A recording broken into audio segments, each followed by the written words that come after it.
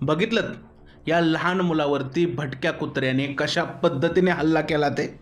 समजा या मुलाच्या ऐवजी तुमच्या घरातलं कोणी लहान मूल तिथे असतं तर. आज भारतामध्ये अशी अनेक निरपराध लोक, अनेक लहान मुलं या भटक्या कुत्र्याच्या हल्ल्यामुळे जखमी होत आहेत, तर काही लोकांचा यामध्ये जीव सुद्धा जात आहे. फक्त 2024 मध्ये 37.17 लाख एवढ्या डॉग बाईटच्या केसेस नोंदवल्या गेलेल्या आहेत. म्हणजे रोज 10,000 केसेसची नोंद भारतामध्ये होत आहे. WHO आकड्यानुसार दरवर्षी 18 ते 20,000 लोक रेबीज या आजारामुळे भारतामध्ये मरत आहेत. म्हणजे रेबीजमुळे होणाऱ्या मृत्यूपैकी 36% मृत्यू भारतामध्ये होत आहेत. रेबीज हा आजार अतिशय गंभीर आहे. त्यामध्ये लोकांना पाणी सुद्धा पिता येत नाही. शेवटच्या 2 ते 3 दिवसात माणूस अक्षरशः तरपडून मरतो. पण अशा परिस्थितीत सुप्रीम कोर्टाने भटक्या कुत्र्यांना शेल्टरमध्ये टाकण्याचे आदेश दिले. पण काही प्राणीप्रेमींना मात्र याचा खूप जास्त राग आला.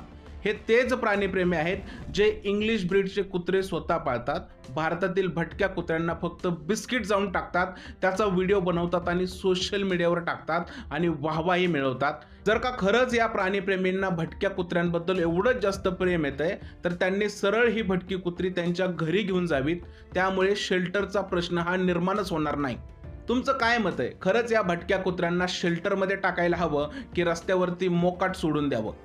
आणि हे जे कुत्रा आंदोलन चाललेलं आहे ते चांगलं आहे की वाईट आहे, या सगळ्या गोष्टी तुम्ही कमेंटमध्ये सांगा.